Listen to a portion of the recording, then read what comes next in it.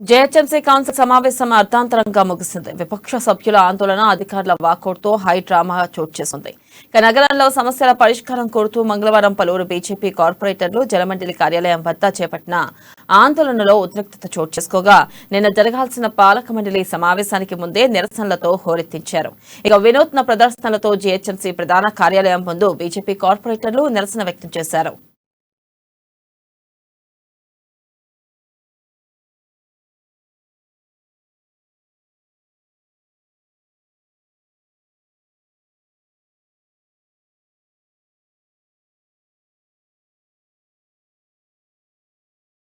ఇక మరోవైపు కాంగ్రెస్ కార్పొరేటర్లు సైతం ప్లకార్డులు ప్రదర్శిస్తూ నగరంలో సమస్యలు పరిష్కరించాలని డిమాండ్ చేశారు. అనంతరం సమావేశం ప్రారంభం కాగా కాసేపటికే బీజేపీ కార్పొరేటర్లు సమావేశంలో నినాదాలు చేశారు. మేయర్ విజయలక్ష్మి వారిస్తున్నా వెనక్కి తగ్గలేదు. పలువురు కార్పొరేటర్లు మేయర్ కుర్చీ వద్దకు వెళ్లడంతో సమావేశంలో రసబస నెలకొంది. ఈ క్రమంలోనే జలమండలి కార్యాలయం వద్ద జరిగిన ఘటనలను తీవ్రంగా పరిగణించిన అధికారులు సమావేశాన్ని వాకౌట్ చేస్తున్నట్లు ప్రకటించారు.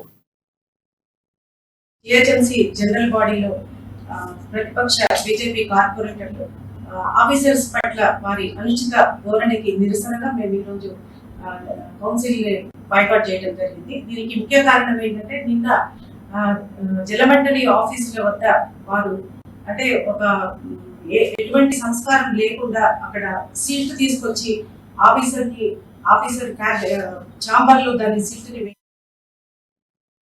ఇక తమ కార్యాలయం ముందు టిల్ట్ వేయడాన్ని అవమానంగా భావిస్తున్నట్లు అధికారులు మేయర్కు వివరించి అనంతరం సమావేశం నుంచి బయటకు వెళ్లిపోయారు. జలమండలి అధికారులకు సంఘీభావంగా జీహెచ్ఎంసీ అధికారులు వాకౌట్ చేస్తున్నట్లు ప్రకటించారు. ఓవైపు అధికారుల బాయ్కాట్, విపక్ష సభ్యుల నినాదాలతో గందరగోళం నెలకొనడంతో సమావేశాన్ని నిరవధికంగా వాయిదా వేస్తున్నట్లు మేయర్ ప్రకటించారు.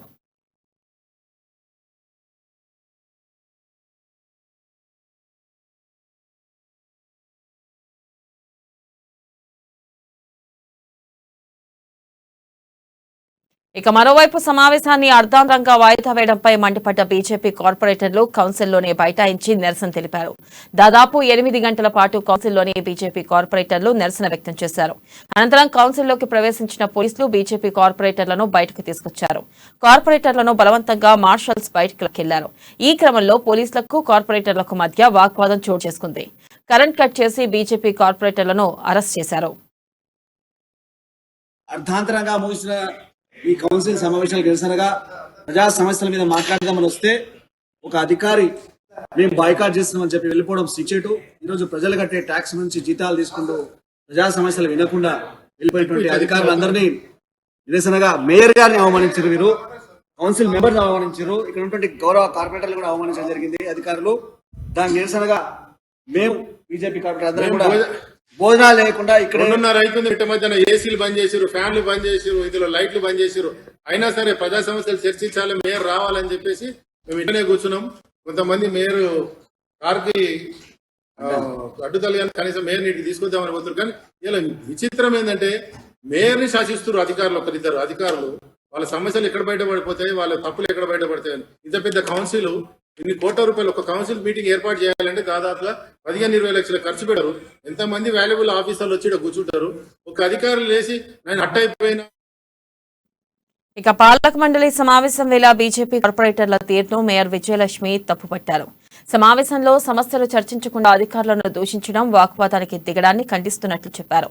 ప్రజా సమస్యలు పక్కన పెట్టి రాజకీయ లబ్ధి కోసం యత్నించడం సరికాదని మేయర్ హితవు పలికారు.